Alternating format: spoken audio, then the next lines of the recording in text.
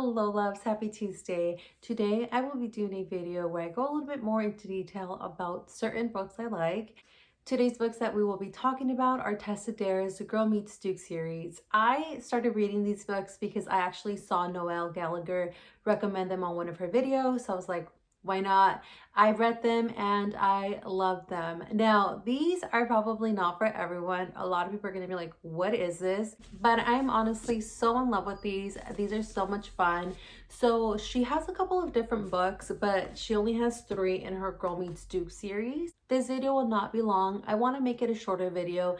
Ideally, what I want to do is I want to post a little video where I talk about a book that either doesn't get enough credit or is not highly recommended, or maybe is highly recommended, and I want to give you guys my thoughts. So let me know if you guys have any books you guys would like me to talk about.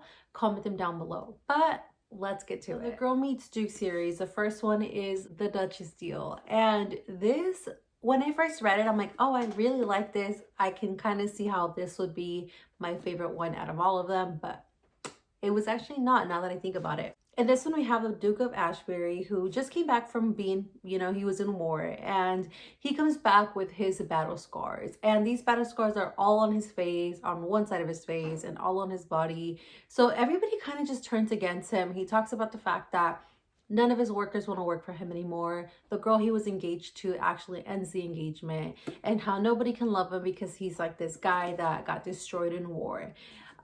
So then we have Emma, who used to come from a pretty affluent lifestyle before, but she ended up leaving home and she ended up becoming a seamstress, which at this time, seamstress did not make a lot of money. So she's kind of just trying to make it in life.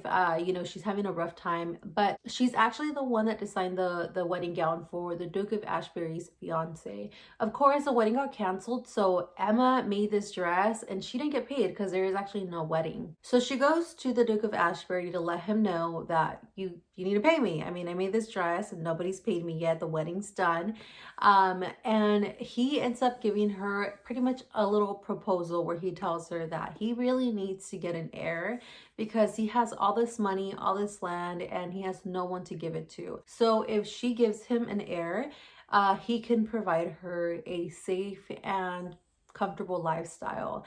There's a couple of different things he tells us. His terms are pretty simple. They will be husband and wife by night only. There will be no lights and no kissing.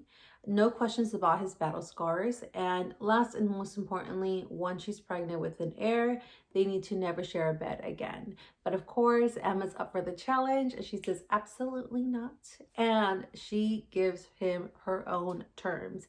It's funny, you guys. I liked it. It was cute. This is like Bridgerton, but comedy. She has a lot of different characters in these novels. I didn't really care for the Duke.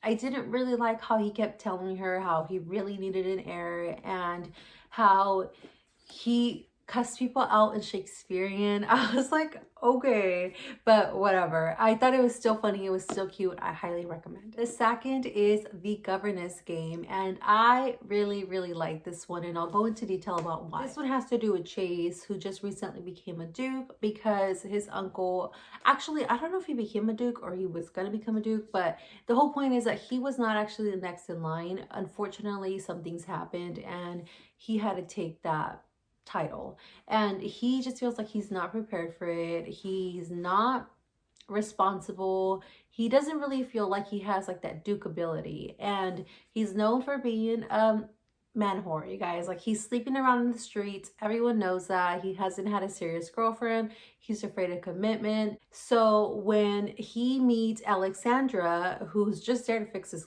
clogs, she fixes clogs, he gives her a proposal where he wants her to become a governess for him. He has 2 little girls he's taking care of. They're not really related to him, but they're passed on to him because they've been going like from house to house. I don't know, but the whole point is he's now responsible for these 2 girls and he needs help from a governess, and all his governess have quit. So Alexandra's up to the challenge. She comes from a really rough background. She lost her parents at a very young age, and she kind of feels like she can kind of connect with these 2 girls. Of course, I mean, how are you going to live there and work for him and not think he's sexy and sleep with him? So Again, really cute. I loved it more than the other one because I really like the fact that Alexandra really thinks about her reality a lot. Like she thinks about what will benefit her and what will not.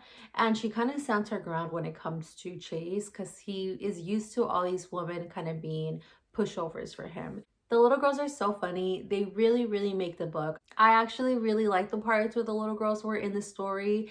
I mean, I liked it. I thought it was so cute. I did like it more than the Duchess Deal. Let's talk about my favorite because I finished this one 2 days ago. I don't know, a couple days ago. And I loved it. And I loved it more than the other ones. And I will tell you why. And that's going to be the Wallflower Wager. And you guys, Penny has to be a Pisces. Like, emotional, loves animals, falls in love with everyone.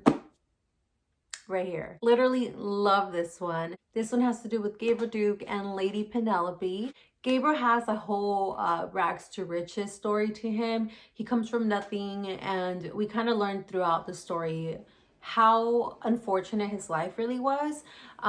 So he comes from nothing and he kind of creates his own, pretty much his own money. What he ends up doing is he ends up buying properties from people that are bankrupt or are close to being bankrupt, and he pretty much flips them and sells property. So a lot of people are not keen of him because of the fact that he's taking, you know, homes from other people. So what he ends up doing is he ends up buying the home next to Lady Penelope in hopes to flip it and sell it for more money, for more profit. And he is not prepared for what he walked into, because as soon as he meets Penny, he realizes that it's not going to be an easy process. Penny has so many animals. But on Penny's life, her family pretty much tells her that she's considered a spinster. She's young, but she has no boyfriend, no really suitors that are really willing to date her. So they pretty much tell her, you need to get rid of all these animals and find yourself back into, you know, like the whole lifestyle of going out, finding a guy, or we're going to take you to live in the country with us. So Penelope and Gabriel Duke end up kind of creating a truce where they're going to help each other out. And of course, what ends up happening when a sexy gentleman helps you out? You fall in love with him. But I really like this one. I loved Penelope in the first two stories, so I was really excited to read her story in this one. I love the fact that she takes in all these animals, and the fact that she's kind of like Gabriel Duke. He's a challenge and I'm up for it. Yeah, so this one's really cute. Like I said, if you guys want to read any of them, I would just recommend for you to read all of them. They're fun, they're easy. Again, if you are in a reading slump, these are probably the best ones to read because they're easy and they're quick and they're funny. And yeah, it's like a Bridgerton meets comedy type of book, so highly recommend. And that's it for today, you guys. I hope you guys have an amazing day and an amazing week. If you guys have any recommendations, please leave them down below. Please remember to like, subscribe, and I will see you next time. Take care.